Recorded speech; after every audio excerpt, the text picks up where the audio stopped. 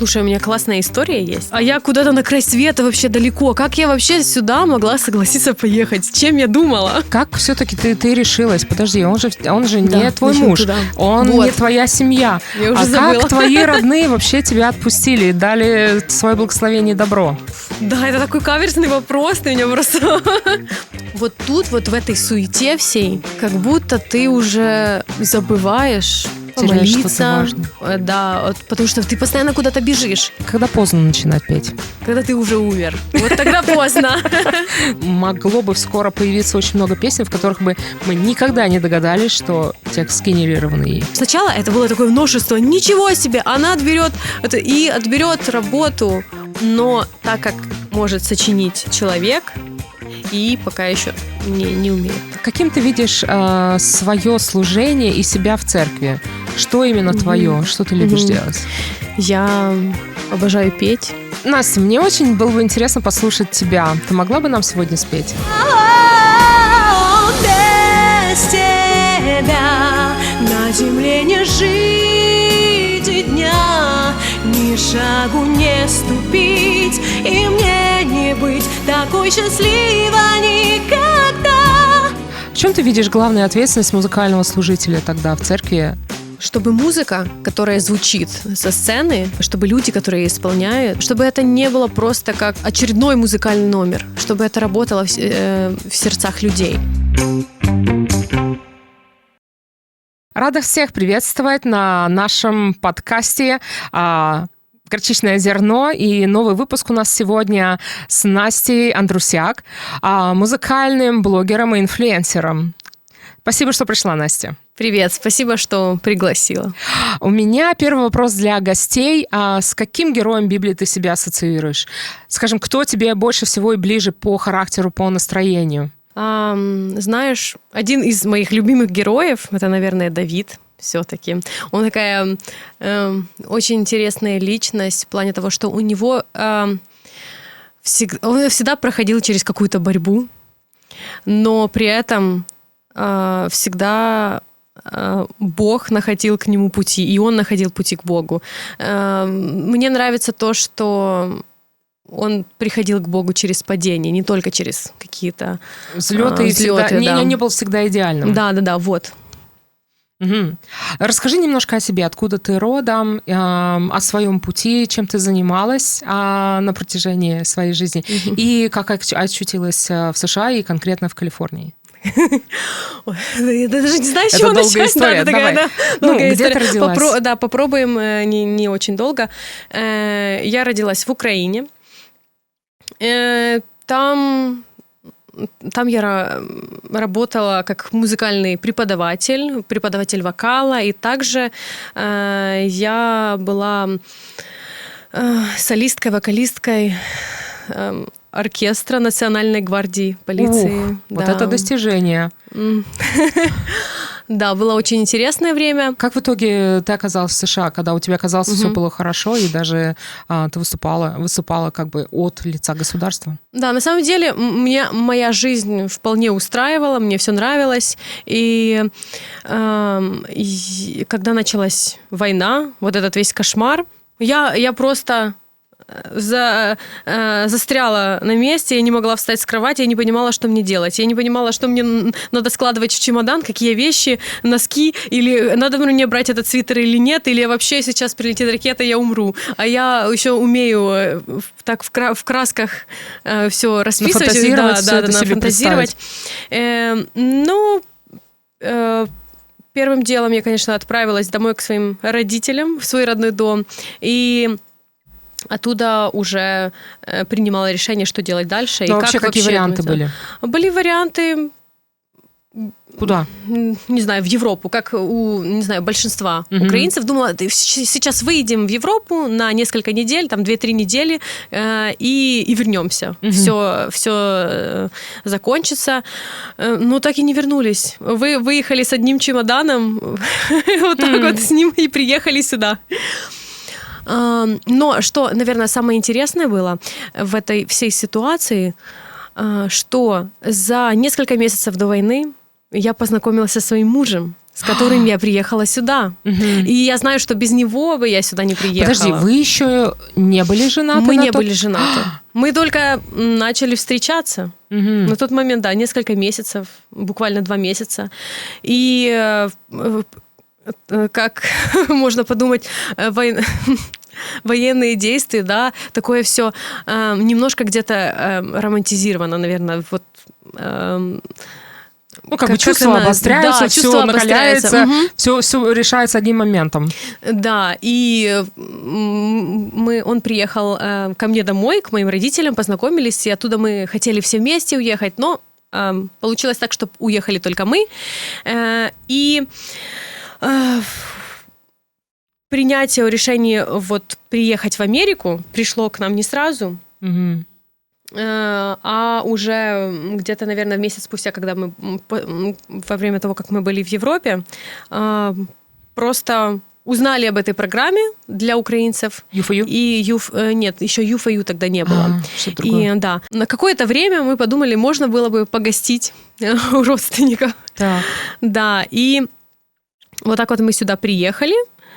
Вообще, наверное, не надеясь ни на что. Надеюсь, что скоро это закончится, и можно было бы вернуться. Но тоже такие планы переезжать в Америку, это очень ответственное решение. Как все-таки ты решилась? Подожди, он же не твой муж, туда. Он вот. не твоя семья. Я уже забыла. Как твои родные вообще тебя отпустили, дали свое благословение и добро?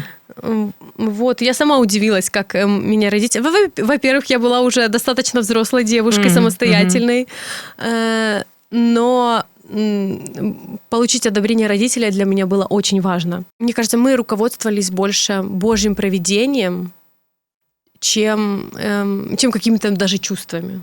Вот в каком-то моменте. Однозначно были чувства у нас, но мы полагали все на Бога и много молились, и мы поняли, что мы сможем вместе. Мы те люди, которые сможем вместе поехать сюда. Как иммиграция? Ты здесь, получается, уже 4-5 лет, да? Сколько? 4-5? Будет, да, 5 лет. Будет 5 лет. Да. Как иммиграция повлияла на твою веру? Проверяла ли она тебя? Или, скажем, то, что у тебя здесь родные, все дается легко? Вы приехали, скажем, на все готовое. Было бы неплохо. Так, расскажи.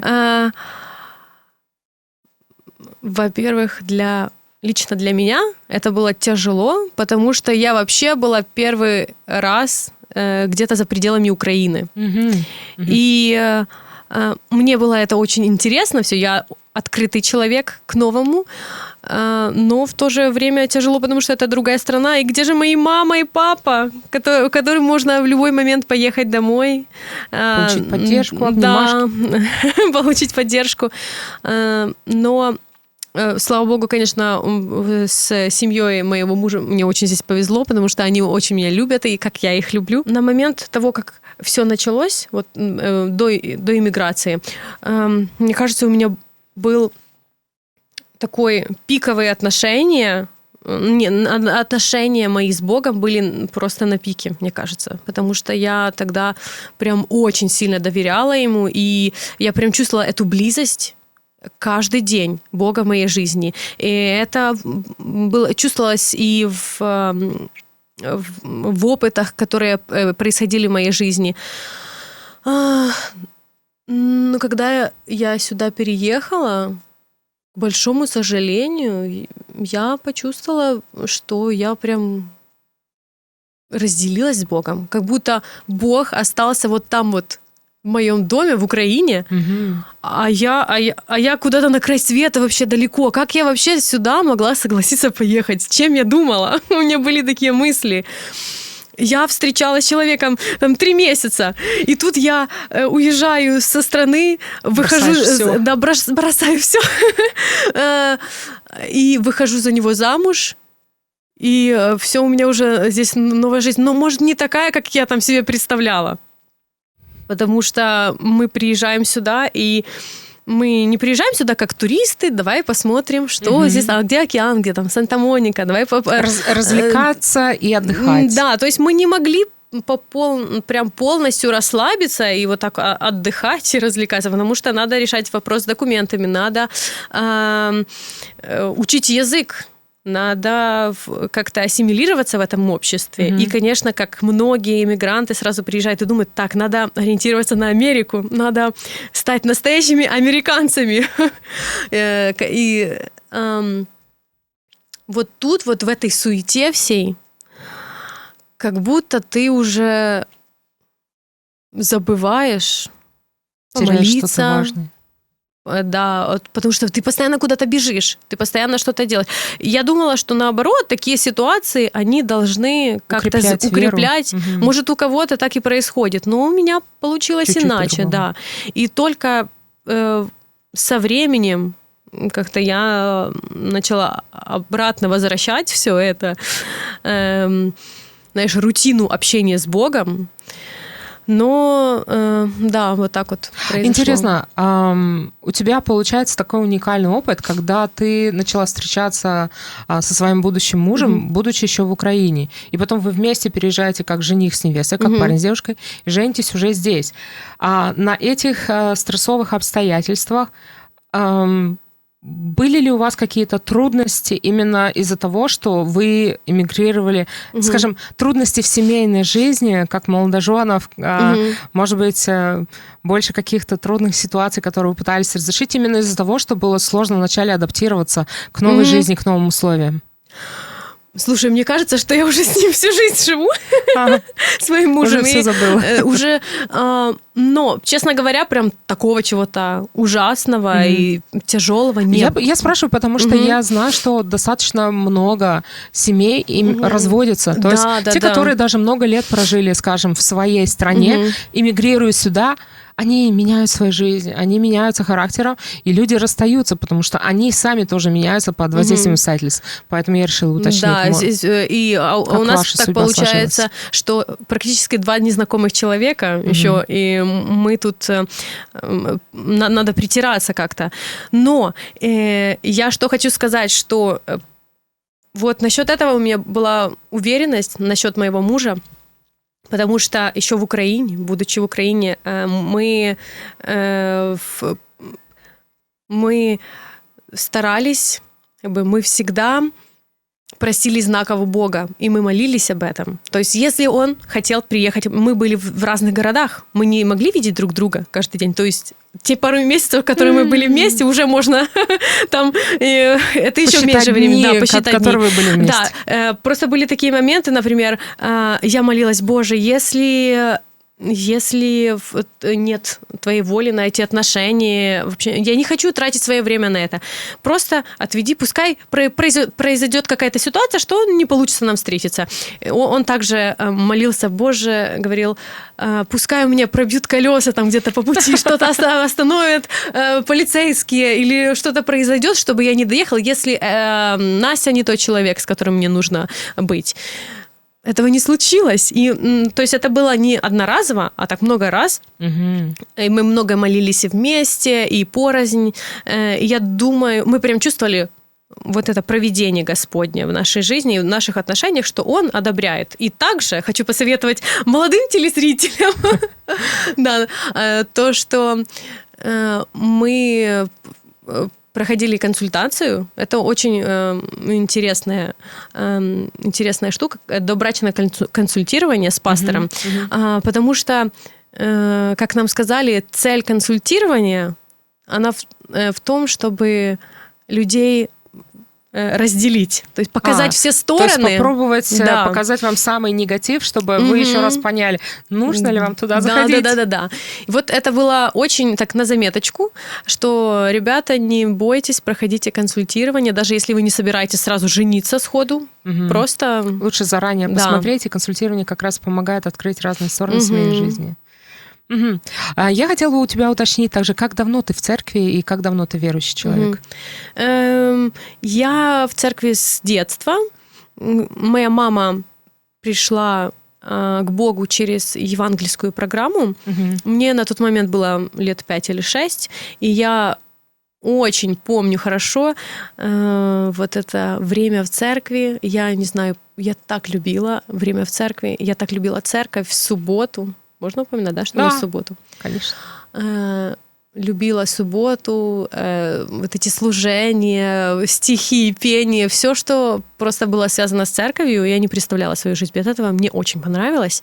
И оставила очень теплый отпечаток в моей жизни. Как давно ты сама приняла решение, что ты веришь Богу и приняла сама Христа? В 13 лет. 13 Да, лет? 13 Ой, лет. Я была еще была маленькая, когда я крестилась, я была самым молодым хрещаемым, а самый возрастной человек был, по-моему, женщине было 90 лет. Ой. Да. Такая большая такая разница. большая разница, но это было... Да, Расскажи, каким ты видишь свое служение и себя в церкви? Что именно твое? Что ты любишь делать? Я обожаю петь. И я думаю, что вот пение — это служение, которое есть. Это самое малое, что я могу принести Богу как жертву. И мне кажется, что именно музыка, она так на меня влияет, и, как бы это сказать, что музыка является именно тем проводником между мной и Богом. В самые сложные моменты моей жизни, когда я думала, все, я уже не хочу здесь оставаться, это не для меня, музыка держала меня, и вот это именно служение через музыку, оно не давало мне, не отпускало меня на очень большие дистанции от Бога. Угу. А какая музыка? То есть ты пела соло или в составе группы? Я в составе хор? группы и Что соло пела, да, где я только не пела. Но я еще была одним из лидеров в моей церкви, молодежной церкви, и на мне лежала большая ответственность. То есть именно организация музыкального служения? Да, собрать группы, репетировать с ними. В чем ты видишь главную ответственность музыкального служителя тогда в церкви, ответственным именно за музыкальное? В чем главная трудность и в чем твоя главная цель была? Моя главная цель была, чтобы музыка, которая звучит со сцены, чтобы люди, которые исполняют и играют, поют, чтобы это не было просто как очередной музыкальный номер, чтобы это работало в сердцах людей, чтобы был отклик. Потому что есть разные виды евангелизации, да, кого-то трогают проповеди, слово, да, опыт личный. А вот на кого-то влияет музыка, и я это видела.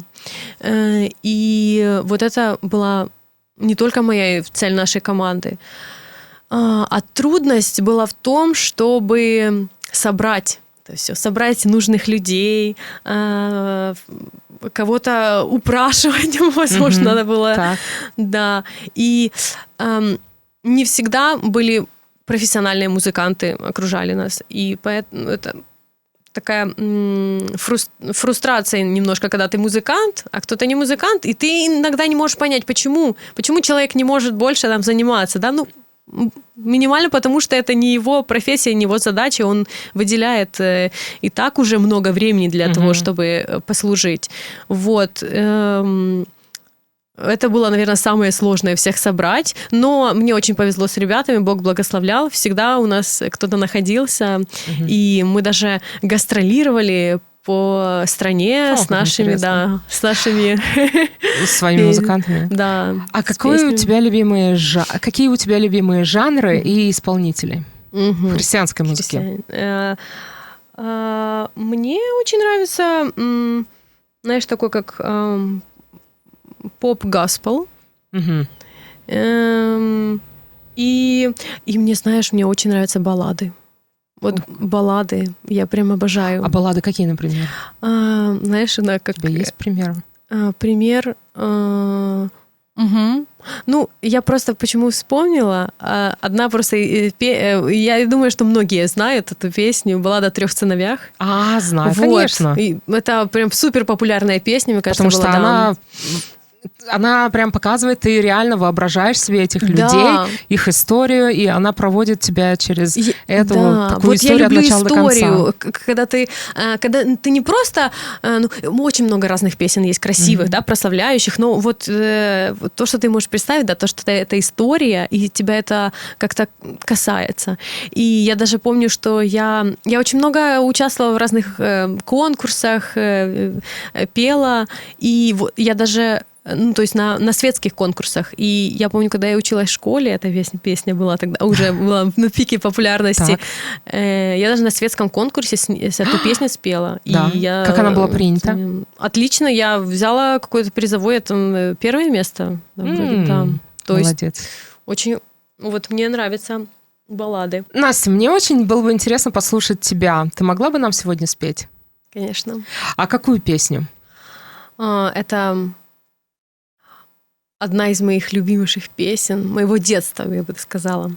Это песня «Баллада». Да. Как раз баллада. Твой любимый жанр. Баллада. Называется «Сирота». О чем она? Она о мальчике-сироте, который идет куда-то вдаль.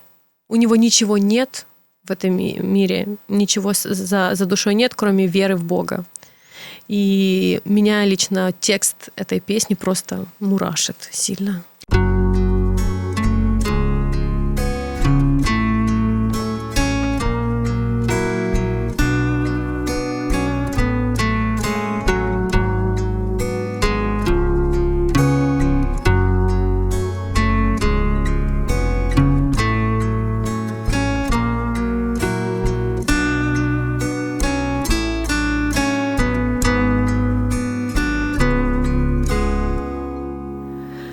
Поселку босоногий шел мальчишка, как небо глаза.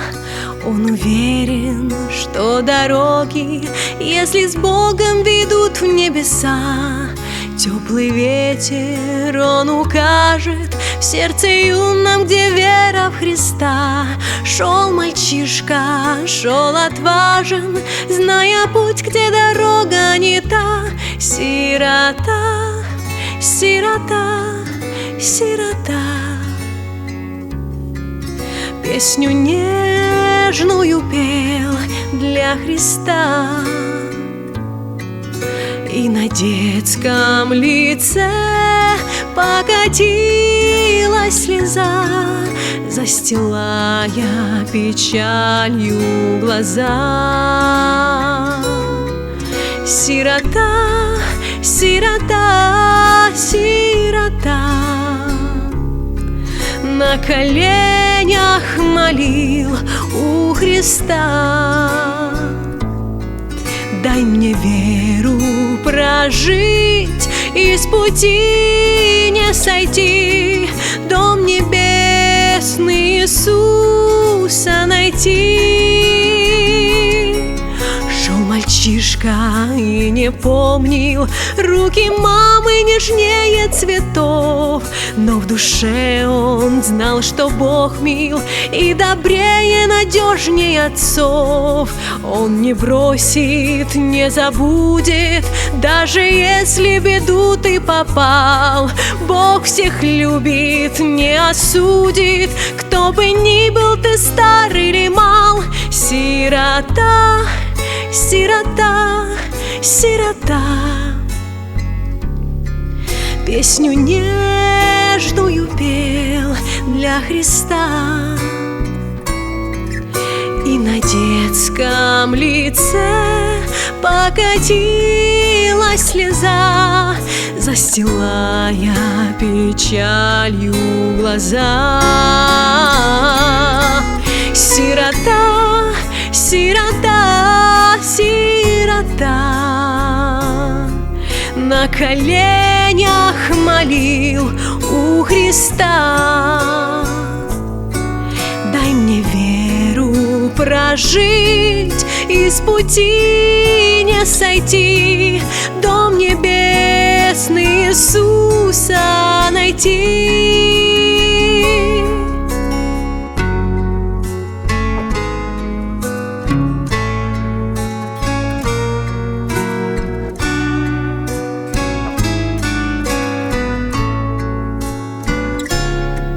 Шел мальчишка, русый с белым, и на полную грудь он дышал.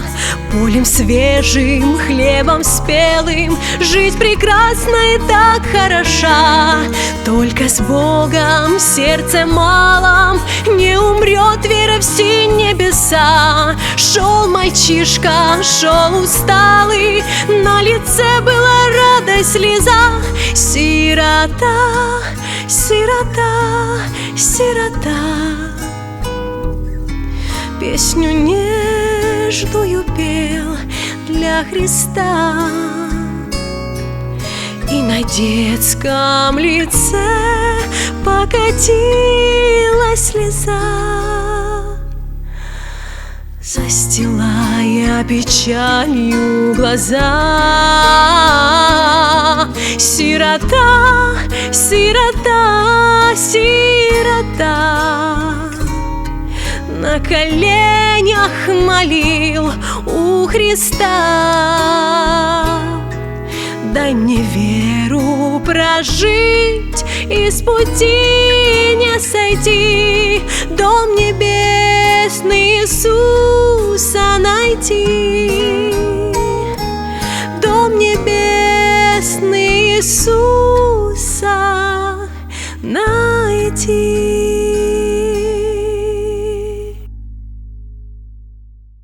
Как ты выбираешь песни, какие тебе исполнить? Что для тебя важно в песне?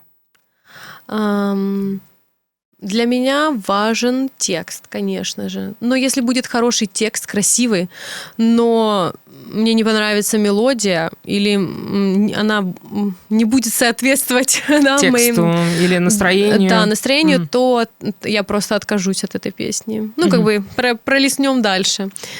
Да, текст очень важен, но мелодия, вот это как бы, знаешь, музыка — это то, чем я могу послужить, тот талант, который у меня есть, и мастерство, которое я оттачивала, и я могу его показать в песне. Для меня это тоже важно, чтобы я могла как-то это, знаешь, применить. Но при этом я очень люблю простые песни, но если с простой мелодией, но если там будет текст красивый. Скажи, а что, на твой взгляд, более важно в исполнении именно христианской песни? Это профессионализм или, скажем, твое мастерство или вдохновение? Имеется в виду тот настрой, те эмоции, которые ты передаешь. И это каверзный вопрос, потому что я тоже пою, я знаю, что у меня есть свой ответ, но мне интересно сначала послушать твое мнение. Ты сказала мастерство. Мастерство, да, или вдохновение, или эмоции, скажем так. Слушай, мне кажется, здесь все, тут нельзя или-или. Тут, мне кажется, что это зависит от контекста вообще, где это исполняется, для кого. Да, это такой каверзный вопрос, ты меня просто... Смотри, вдохновение, да, то, что это, мне кажется, имеется в виду то, что от души как должно быть, да, эмоционально. То есть вот это твое проникновение в эту историю, вот это составляющая, которую точно ты не выбросишь, никуда нельзя без нее. Потому что, извините, не каждый человек найдет время, чтобы, не знаю, заниматься вокалом. Не каждый вокалист, не каждый музыкант. А слушать песни всем хочется. Многим хочется петь, многие тоже хотят петь. И это нормально, это хорошо. Я очень радуюсь, когда вижу людей, которые выделяют свое время, чтобы порадовать других и прославить Бога. Поэтому я считаю, что профессионализм здесь не может стоять на первом месте, наверное, потому что есть такая проблема в наших церквях нехватки профессиональных музыкантов. И что, нам остановиться петь? Нет. Но если ты для себя выбираешь это служение, я считаю, что нужно в нем развиваться. Нужно вкладывать Да, себя, нужно, если ты хочешь именно да. серьезно, скажем, именно хочешь доносить историю до людей. Потому что иногда эта история может не донестись через там твою боязнь сцены, или там голос сильно задрожал, или там не вытянул ноту.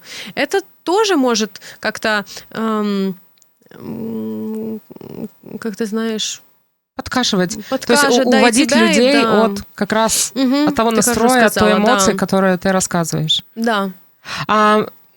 Что бы ты могла посоветовать начинающим исполнителям? Угу. Это не обязательно молодые люди, но, скажем, те люди, которым нравится петь. И они хотели бы петь это на служении, хотели бы доносить это людям. И, может быть, они не профессиональные музыканты, у них нет достаточно времени, чтобы уделять серьезному этому времени.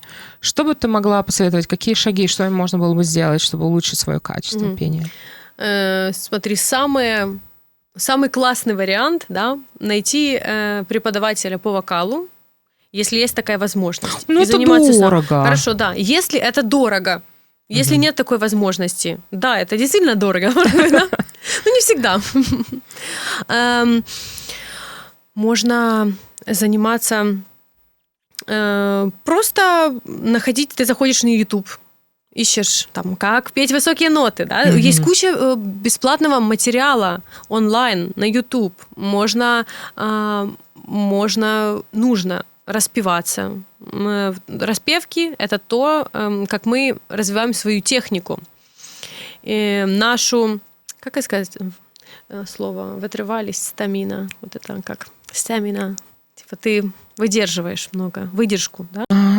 Да. То есть работать над животом, чтобы не был только... хороший пресс, для того, чтобы живот. брать хорошие ноты. Нет, просто, смотри, нужно заниматься разносторонне.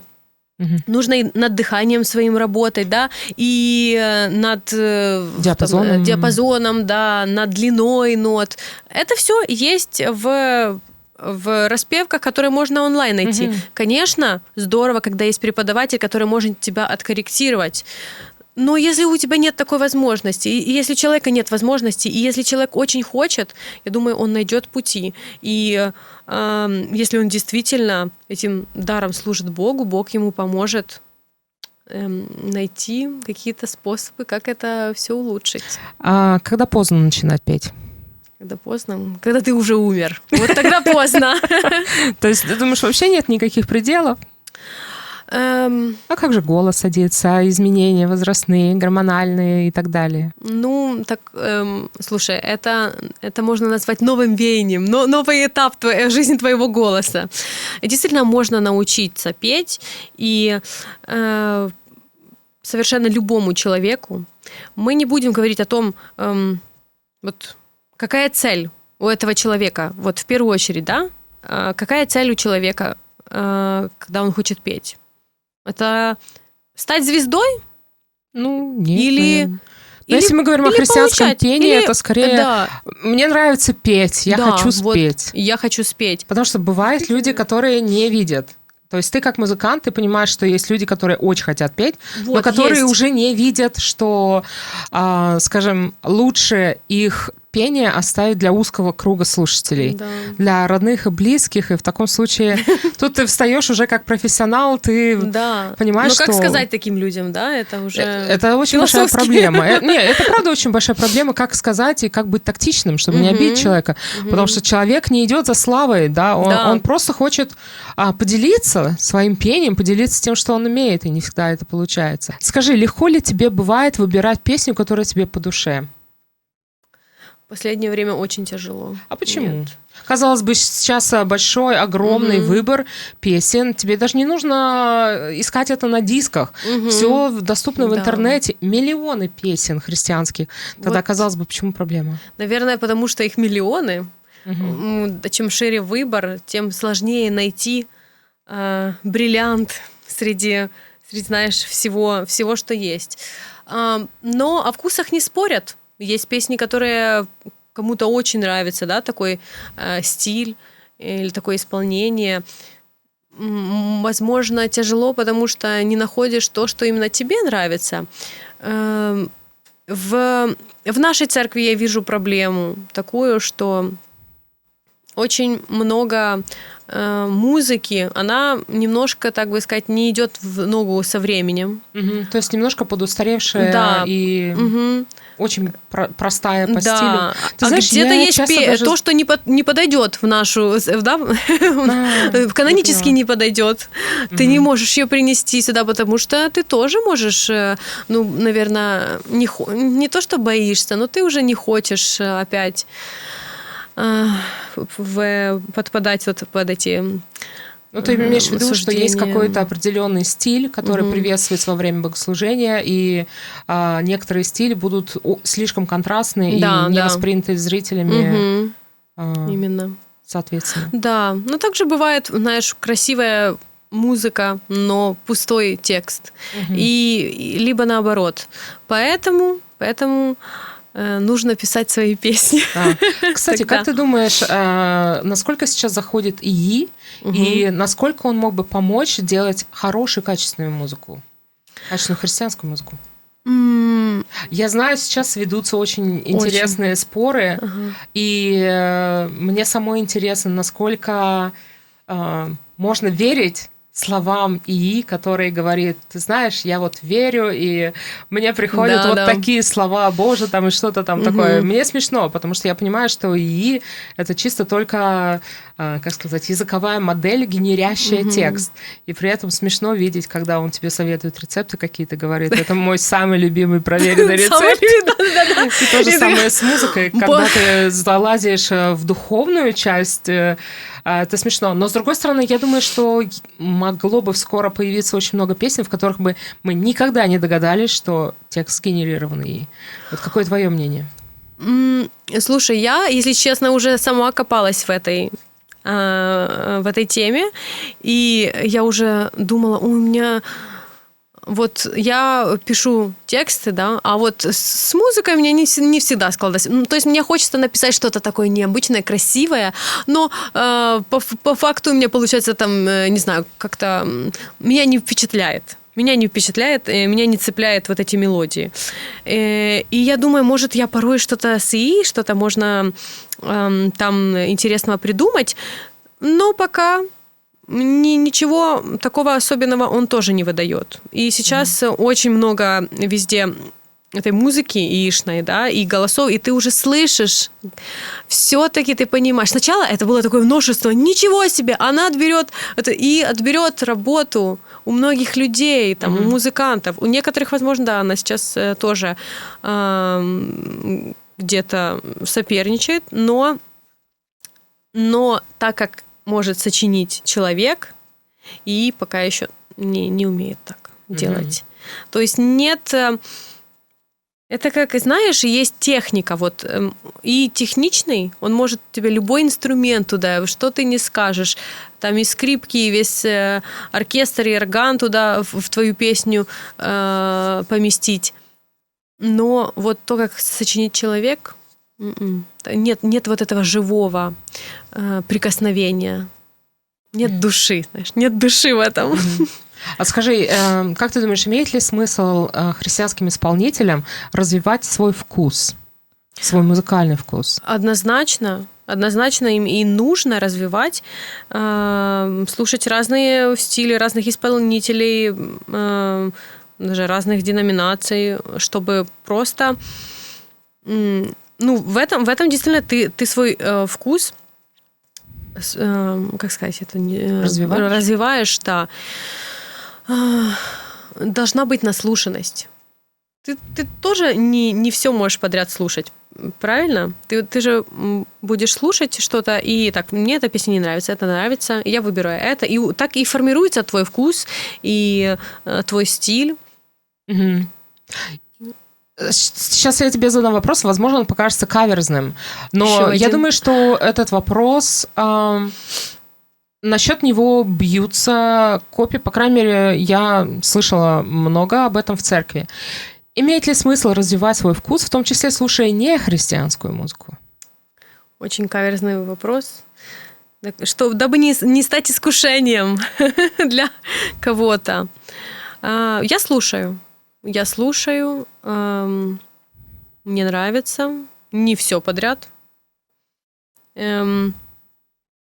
Наверное, я слушаю еще потому, что в христианской музыке не всегда я могу найти то, что мне именно в этот момент надо. Потому что, когда я слушаю христианскую музыку, я погружаюсь. Я не всегда хочу погружаться, я хочу отключиться, возможно. Но я не знаю, насколько это может повлиять на конкретного человека. То есть кого-то это может увести от Бога, но в твоем случае тебе это помогает? Мне помогает переключиться, а иногда помогает мне просто не слушать никакую музыку. Вот это лучше всего переключиться, потому что в какие-то моменты музыки слишком много было в моей жизни, и мне хотелось просто тишины. Но я лично не имею ничего против. Но я считаю, что нужно обязательно фильтровать свой плейлист, потому что это, знаешь, как ты слушаешь каждый день одно и то же, и ты, не задумываясь, оно проходит тебе в голову, ты даже не осознаешь это, поэтому нужно обязательно фильтровать то, что приходит в твой плейлист. Я знаю, что у меня была однажды любимая песня, которую я очень любила слушать, пока я не стала... Учить английский? Пока я не стала переводить. Да. Пока я не поняла, о чем эта песня поется. И мне просто пришлось... Да даже не знаю, мне не то, что какие-то усилия было, мне просто это отпало. Я такая, я такое не могу слушать, когда перевела тексты. Я просто удалила из плейлиста. Потому что дьявол так и действует на умы неокрепшие. Да что неокрепшие? Даже на христиан, которые много лет в церкви. Да. Я не могу сказать, что если мы зайдем в мой плейлист, и я буду 100% там все чисто. Поэтому я время от времени, конечно, фильтрую, либо задумываюсь так. Такое я точно. Знаешь, бывает... такая красивая мелодия, музыка, и все, и голос потрясающий. И ты такой, боже, я не хочу даже это переводить. А сейчас не приходится переводить. Ты уже понимаешь смысл. Нет, почему я это понимаю? Да, так и есть. Но надо понимать, что на этом мир не заканчивается. И ты просто находишь... Какое у тебя представление о идеальном музыкальном служении в церкви? Это что? Это орган и многосотенный хор? Это соло-выступление? Это группа? Или это только, скажем, общее пение, когда церковь вся вместе поет? Каким ты его видишь? Знаешь, идеально. Для Потому меня, что да? В разных, скажем, даже конфессиях и в разных странах есть разные представления о музыке. Мне интересно услышать, какое твое. Скажем, если бы ты пришла в церковь и ты сказала, ой, это все, это вот прям то, как я мечтала, как я себе представляла, то что бы это было? Знаешь, одно время, наверное, пораньше, когда я была молодой, юной, то мое представление идеальной церкви было бы, конечно, вот эта темная сцена, там бэнд, барабаны, гитаристы, бас-гитара, все, есть вокалисты, которые классно поют, и в современном стиле. Мне это нравится, да, но со временем я поняла, что не только это важно в церкви. Не только возможно, не только Ты имеешь в виду как антураж? Как антураж, что это выглядит красиво для молодых, выглядит солидно, привлекательно, серьезно, дорого. Я имею в виду то, что... Чтобы это не было как только таким в единственном варианте. Вот только такая музыка может быть. Потому что я лично люблю, видишь, и современную, я и гаспел люблю, и джаз, но я люблю еще баллады. Просто такая, как, знаешь, старинная музычка под гитару. Вот мне такое тоже нравится. Но мне нравится и хор. Чтобы и хор был, и бэнд был. А вдруг какая-то сестра выйдет сейчас, споет романс? Это тоже красиво. Мне кажется, идеальное музыкальное служение — это то, где, возможно, есть разные стили, разные вкусы, но это все будет качественно выполнено. Настя, давай еще что-нибудь споем. Давай. А что ты еще хотела бы нам исполнить? Есть одна песня, которой мне очень нравится текст, и музыка, аранжировка. Тут прям все сошлось, как я люблю. Начнем. Да, что это за песня, как она называется? «Я не смогла бы жить без тебя» или «Пока на небе солнце светит». Какое интересное название.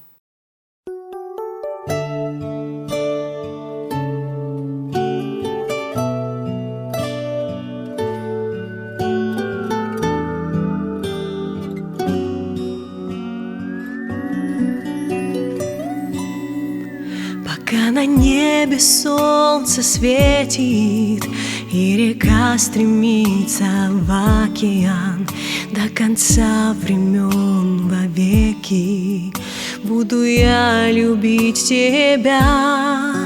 Для меня ты все, что нужно, и как воздух мне любовь твоя. Даже если мир весь рухнет, будешь ты держать меня.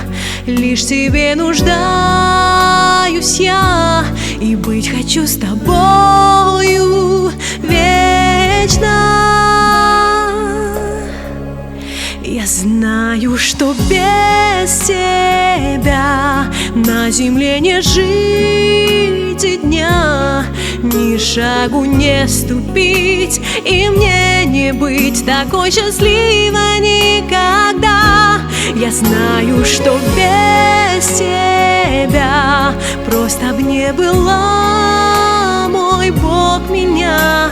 С тобою я, и жизнь моя тобой озарена.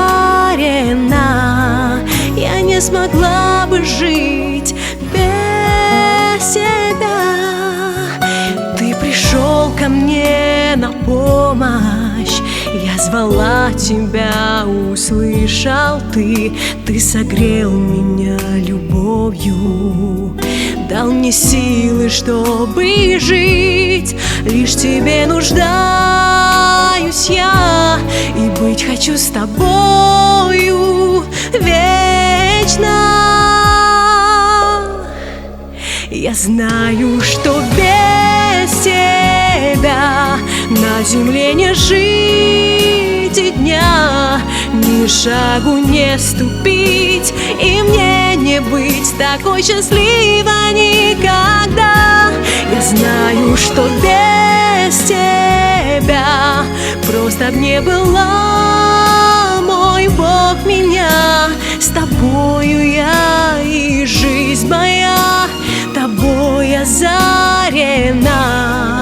Я не смогла бы жить без тебя.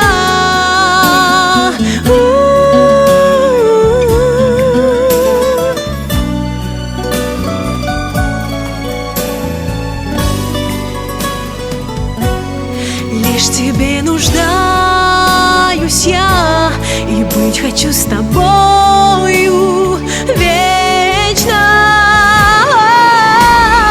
Без тебя на земле не жить и дня, ни шагу не ступить, и мне не быть такой счастливой никогда. Я знаю, что без тебя просто б не была, мой Бог, меня. С тобою я, и жизнь моя тобой озарена. Я не смогла бы жить, я не смогла бы жить без тебя.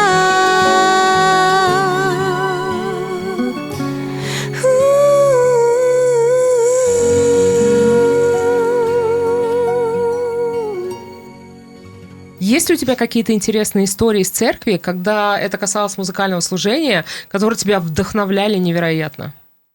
Слушай, у меня классная история есть. Давай. Вот, она все вместе. Там и связана история любви, все, и служение. Это было перед самым началом войны. И в нашей церкви мы тогда очень активно вели служение, молодежная церковь. К нам стало приходить много людей, много молодежи. Каждую субботу вечером у нас это служение начиналось, и мы прям с трепетом его начинали. Не знаю, у меня до сих пор такое теплое воспоминание об этом времени. Это служение меня очень вдохновляло. Мы встречались каждую субботу, собирали все больше и больше людей, но у нас была проблема с оборудованием. Недостаточно качественное, недостаточно хорошее, иногда очень какие-то проблемы вызывало прямо среди служения. И я так, знаешь, ответственно к этому подходила, думаю, боже, мне я не могу петь, мне так тяжело, вот эти микрофоны, вот этот звук, и я так стараюсь, и как бы я ни старалась, это звучит ужасно, хотя люди говорили, вроде бы все нормально, но мне было так плохо и неуютно. И я понимала, что это может быть лучше, может звучать лучше. Я тебя понимаю. Лучший друг музыканта или исполнителя — это звуковик. Да. Без него просто не вдохновляет. Да. И вот с этим тоже, да, были проблемы. Но мы как-то справлялись. И вот я однажды молилась. Я прям взяла себе, знаешь, такой марафон молитвенный. И думаю, боже, я буду молиться об этом, чтобы ты решил эту проблему. Я верю, ты можешь решить. Но если даже не появится у нас новое оборудование, я все равно буду тебя славить. У меня есть выбор. Нет, я уже себе решила, что я буду тебя славить. Угу. И вот однажды, в одну субботу, приезжает к нам молодой человек, и он слушает вот это все служение, увидел наше, ему понравилось. И потом ко мне вечером подходит пастор наш молодежный и говорит: Настя, ты знаешь, у нас, я хочу тебе это сказать, я хочу увидеть твою реакцию. Это звуковик? Да, это звуковик. Да. У нас новость для тебя. Готовься. Я такая, что такое? У меня уже сердце дребезжит. Что за новость? Говорит, у нас будет новое оборудование. Нашелся спонсор. Я такая, вы бы видели меня, как я кричала, пищала в церкви. В церкви адвентиста 7-го дня, как я прыгала, да, и кричала. Но прям меня так сильно это тронуло, так обрадовало.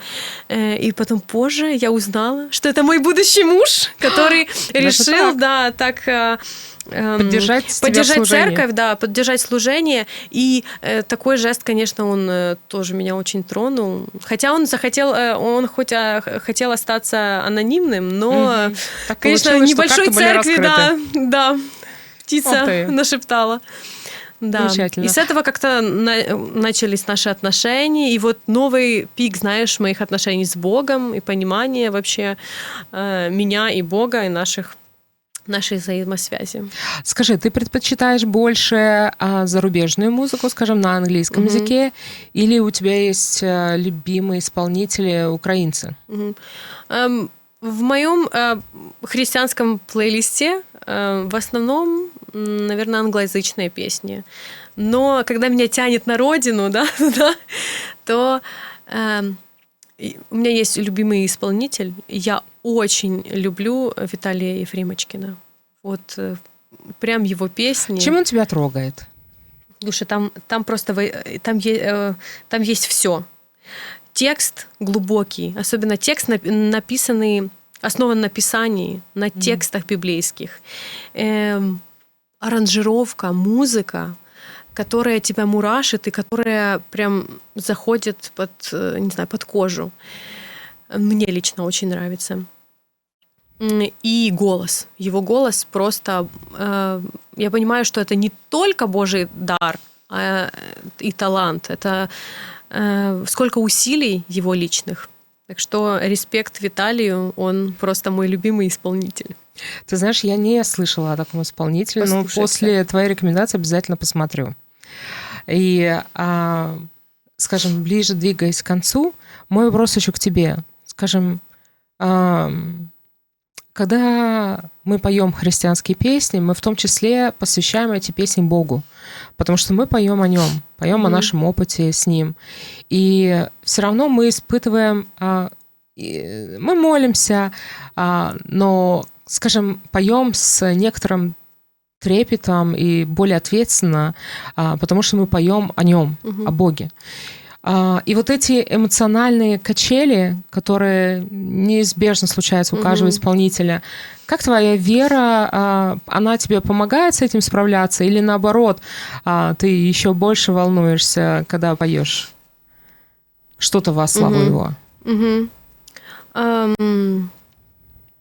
Я хочу сказать, что каждый раз, наверное, есть этот трепет, когда я выхожу на сцену петь, и я понимаю, что вот я каждый раз молюсь и говорю: Боже, помоги мне сейчас не себя прославить, а прославить Тебя.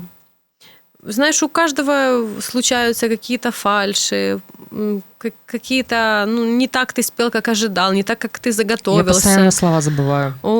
Слова, да, это больная тема. И самое главное, все-таки, как Бог видит, когда ты поешь это сердцем, и это люди видят, когда ты поешь сердцем.